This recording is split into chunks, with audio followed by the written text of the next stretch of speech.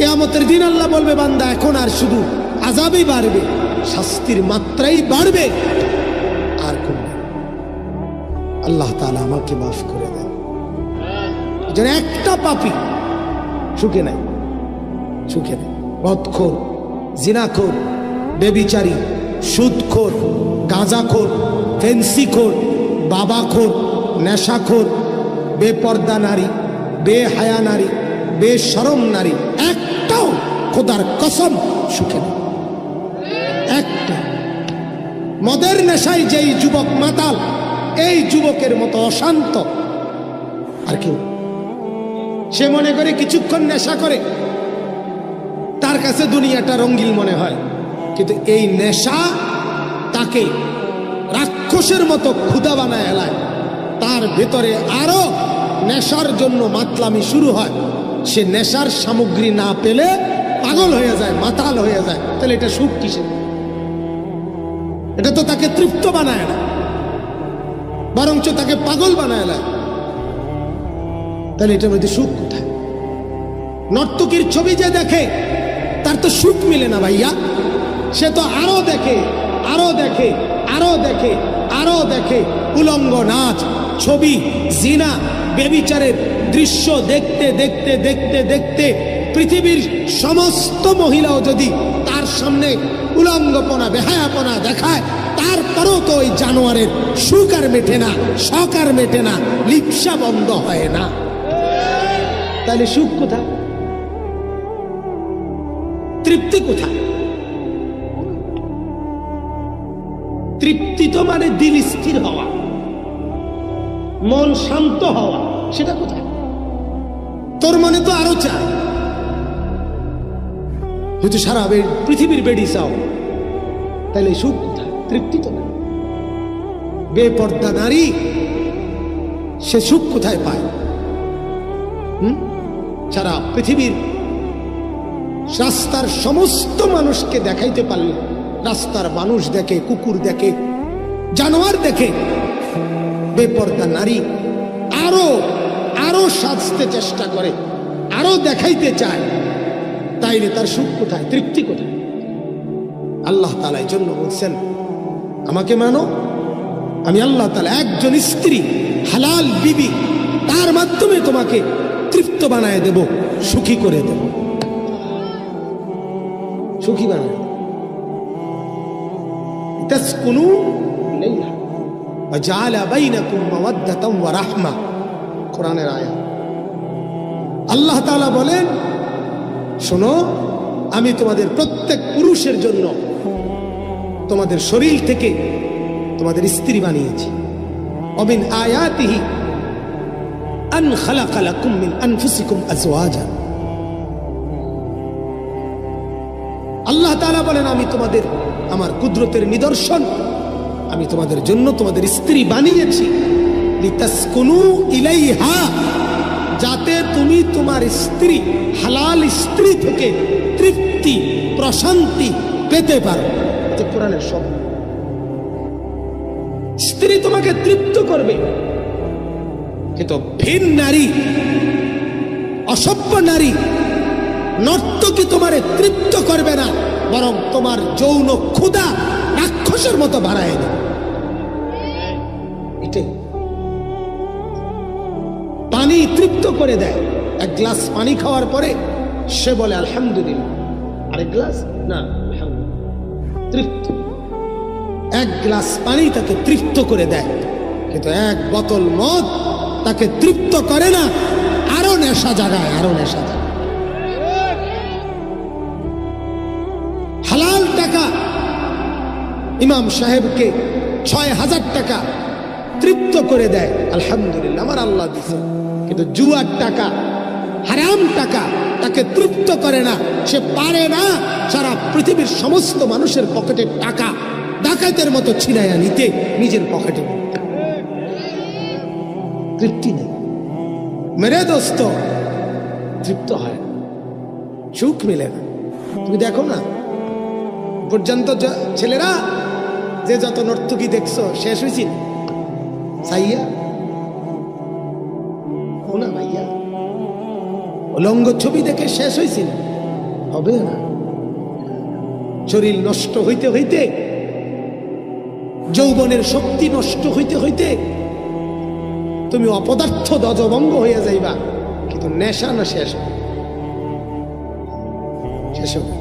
জন্য এক বড় বুজুর্গ ইমাম আল্লামা ইবনুল কাইয়িম আল জাওজি রাহমাতুল্লাহ আলাইহি বলেন, হে যুবক, একজন ভিন নারী তাকে দেখার যেই মজা আর তাকে না দেখার যেই আফসুস, না দেখার আফসুস একবার হবে, দেখতে পারলাম না, কিছুক্ষণের মধ্যে মিলায়া যাবে, কিন্তু দেখার যেই গুনাহ শাস্তি সেটা মিলাবে না, সেটা শেষ হবে না। জাহান্নামে তোমাকে লক্ষ কোটি বছর আগুনের মধ্যে জ্বলতে হবে।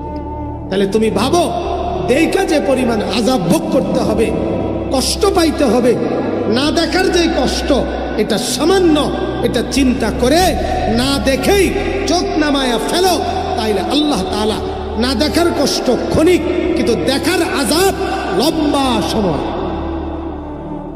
কথা বুঝাইতে পারলাম কিনা? না দেখার কষ্ট কতক্ষণ? সামান্য, দেখতে পারলাম না, কিন্তু দেখার পরে যে আযাব,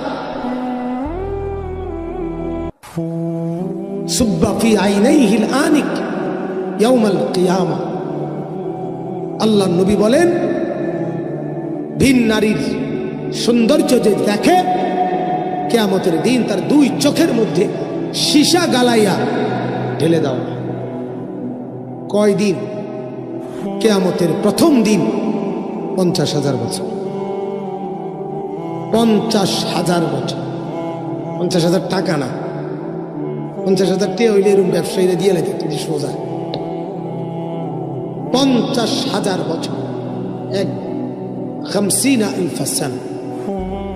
এজন্য আমি আবারও বলছি ভাইয়া, গুনাহমুক্ত জীবনের মধ্যে তৃপ্তি আছে, ইবাদতের মধ্যে সুখ আছে, সুখ আছে।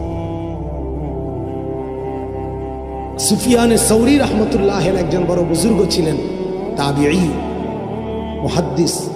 উনি বলতেন, খোদার কসম, রাত গভীরে তাহাজ্জুদের নামাজে যখন আমি সেজদা দেই, আল্লাহর কসম আমি যেই মজা পাই, পৃথিবীর রাজা আর বাদশারা যদি বুঝতো, আমারে গুলি কইরা জবাই কইরা এই সুখ তৃপ্তি আমার থেকে ছিনায় নিত। তাহাজ্জুদের সেজদার মজা, বন্দিগির মজা। ওই যুবক সুখে নাই, গুনাহ সুখ দেয়, গুনাহ সুখ দেয়। আমার শায়েখ বলে, গুনাহ কাছের মানুষকে দূরে সরায় দেয়। আল্লামা মুফতি মুশতাকুন নবী কাসিম হযরত বলেন, গুনাহ জলিলকে দলিল বানিয়ে দেয়, গুনাহ দামি মানুষকে নিকৃষ্ট বানিয়ে দেয়। মিনিটের মধ্যে মানুষ বলে, হায় হায়, ছেলেটাকে তো ভদ্রঘরের ছেলে মনে করছিলাম, এ দেখি অসভ্য, এটা দেখি মেয়ের দিকে তাকাই আছে, অশ্লীল কথা বলতেছে, ইন্নালিল্লাহ, এর থেকে তো এটা ভাবি নাই। এই 1 মিনিট আগে যার কাছে ছেলেটা ছিল দামি ভদ্র, 1 মিনিটের ব্যবধানে গুনাহ তাকে নিকৃষ্ট বানায়, নিচে নামায়, নিচে নামায়। হ্যাঁ, এজন্য আমরা প্রত্যেকে ইনশাআল্লাহ আমাদের বলা দরকার, আলহামদুলিল্লাহ আমরা বলতেছি ভাই, কেউ মানলেও বলি, না মানলেও বলি, চেষ্টার কোনো কমতি নাই, বাকি ফয়সালা আল্লাহ তাআলার হাতে। আল্লাহ তাআলা আমাদের সবাইকে কবুল করে। এই আয়াতের মধ্যে আল্লাহ তাআলা নবীজি সাল্লাল্লাহু আলাইহি ওয়াসাল্লামকে একটা গুরুত্বপূর্ণ কথা বলছেন। আপনারা অনেকেই আছেন যারা অনেক সময় শুনছেন ওই শব্দটা, মোটামুটি যারা দিনদার মানুষ, একটা শব্দ আছে কোরআন সুন্নাহর ব্যবহার করে, এই শব্দটার নাম হলো মুরাকাবা। কি বলেন তো? দেখেন, আমরা আলহামদুলিল্লাহ আমাদের এই বাংলাদেশে অগণিত উলামায়ে কেরাম বয়ান করে, আর আল্লাহরই এটা কুদরত। একটা কথা মনে রাখেন, সূক্ষ্ম একটা কথা, আল্লাহরই একটা কুদরতের ফায়সালা, বন্টন। এটা আল্লাহ তাআলার কুদরতি বন্টন। দ্বীনের যত শাখা, যত লাইন আল্লাহ তাআলা তার বান্দাদের মধ্যে ওলামায়ে কেরামকে দিয়ে উপযুক্ত, প্রত্যেক লাইনে এক এক দিকে এক একজনকে বিশেষভাবে চাপ দিয়া আল্লাহ তাআলা ওই দিকের কথা ওনারে দিয়ে আল্লাহ তাআলা বেশি বলায়, ওইটা ওনারে দিয়া বলায়, ওইটা ওনারে দিয়া বলায়। ফলে উলামায়ে কেরামের সম্মিলিত প্রচেষ্টায় দ্বীনের সব কথা উম্মতের কাছে বলা হয়। কেউ দাওয়াত, কেউ তাবলীগ, কেউ তালিম, কেউ তাজকিয়া, কেউ জিহাদ, কেউ গর্জে ওঠে, কেউ চোখের পানি ফেলে, কেউ জিকিরের কথা বলে, কেউ তাসবির কথা বলে, কেউ দাওয়াত ও তাবলীগের কথা বলে, কেউ যেই কোনো জালেমের বিরুদ্ধে, দুশ্মনের বিরুদ্ধে গর্জন করে, হুঙ্কার দেয়। সব মিলাইয়া আল্লাহ তাআলাই মনে হয় যেন মালিকই কুদরতি, মনে হয় না, এটাই বাস্তবতা, কুদরতি বন্টন করে দেয় আল্লাহ তাআলা তার বান্দা আলেমদের মাধ্যমে দ্বীনের হার লাইনে কথা বলায়। ফলে উম্মতের কাছে সব কথাই পৌঁছে যায়। এজন্য একটা কথা প্রথম মনে রাখতে হবে, এটা যে আরে একজন হুজুরকে দিয়েই আপনি সব কিছু সমান তালে আদায় করতে পারতেন। আল্লাহই কুল্লু মুয়াসসারুন লিমা খুলিকা লাহু, আল্লাহ যাকে যে জন্য বানাইছেন তার জন্য আল্লাহ এটা সহজ করে দেন। আমার শায়েখ আল্লামা মুফতি মুশতাকুন নবী সাহেব, উনি যাই বলে সারা বাংলাদেশে বয়ান করে। সারা বয়ানে যখন যাই বলে মূল একটা টার্গেট থাকে যে আল্লাহর বান্দাদের এই জবানটা আল্লাহর জিকির দ্বারা যেন ভিজে যায়। এটা হলো উনার ফিকির। এখন কে উনারে এদিকে ঠেলে, মানে কেন উনি সারাক্ষণ ওইটা বলে কেন? আমি মনে করি আল্লাহর কুদরত, আল্লাহর কুদরত, এটাই আল্লাহর ফয়সালা। আল্লাহ তাআলা এইভাবে এক একজনকে দিয়ে এক এক ভাবে আল্লাহ তাআলা তার কথাগুলো বলাইতেছে। কেউ কিয়ামতের আলামতের উপরে ব্যাপক বলতেছে, কেউ যুব সমাজকে নিয়ে খুব বলতেছে, কেউ ঘর পরিবার নিয়ে খুব বলতেছে। কোন আলেমরা কোরআন সুন্নাহর বিশ্লেষণ, মাসআলা মাসাইলের নির্বাচন, এগুলো খুব বলতেছে। কেউ যেই কোনো অন্যায়, যেই কোনো একেবারে শাসক হোক, সাধারণ হোক, যারও কোনো অন্যায়, যেই কোনো ইসলাম বিরোধী কাজ, নাস্তিক মুরতাদদের যেই কোনো ঘৃণ্য অপচেষ্টা, যেই কোনো বাতিল কাফের বেঈমান ইসলাম বিরোধী দুশ্মনের বিরুদ্ধে সবার আগে বাঘের মতো গর্জন করে, ওইটাও উত্তম। আবার যার চোখের পানি পড়ে আল্লাহর বান্দারা কবর আখিরাতের ভয় তৈরি হয়, আল্লাহর কসম, এটা উত্তম। কোনোভাবে আমার অনুরোধ, উলামায়ে কেরামের ব্যাপারে নিজস্ব মতামত পেশ না করা। হুজুররা হ্যাঁ অমুক হুজুর একজন নাম ধরে আপনি বললেন, কাল হারাদিন তসবিহ কইলে হইব, আর কোনো কাম নাই ইসলামের, এটি ছাড়া আর নাই। আছে তো, এটা আমনে লেগে তুইছে, আর যেটি যেটি রয়েছে হেনতে একটা লই আমনে করে। কথা বুঝেন নাই? এমন সবটা আমার কান্দে, আর আমনে বয়ে বয়ে বহন খাইতেন। হ্যাঁ, কথা বলেন না, এটা উচিত। আমার একদিন একজনে বলছে, বয়স্ক মানুষ, উনি বলতেছে, হুজুর আমার মুসল্লি বা তাবলীগের লোকেরা কাল মুসলমান গুলার দাওয়াত দেয়, হিন্দু এগুলারে দাওয়াত দেয় না কেন? আমি বললাম, চাচা আমি ওইটা ওনা করে জিগাইছি, ওনারা আমারে বলছে এটা আমনের লেগে থুইছে, এই কামটা আপনার জন্য রাখছে। আপনি যেহেতু টের পাইছেন এই লাইনে কাজ হইতেছে না, তো কাজেই আপনি কিছু লোক লইয়া আপনি এই লাইনে কাজ করেন, তারারে দাওয়াত দেন। আপনি সব দায়িত্ব অবর্ডার কান্দে দিয়া আপনি চা দোকানে বন খাবেন আর বিড়ি খাবেন আর বসে বসে ফাঁকনা আলাপ করবেন, কিছু ফাইজলামি কাটতে ইচ্ছা। কথা বলেন না কেন? এজন্য সাবধান, খেয়াল করা। আল্লাহ তাআলার এই কুদরত এটা।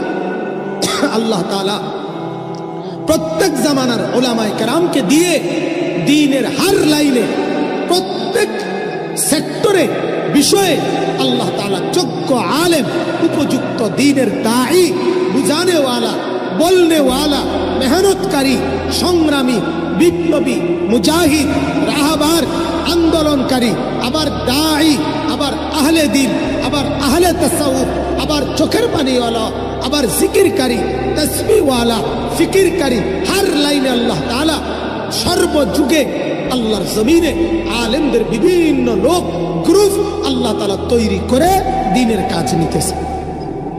অতএব দয়া করে উলামায়ে কেরামকে বিদ্রুপ না করা, বিদ্রুপ না করা।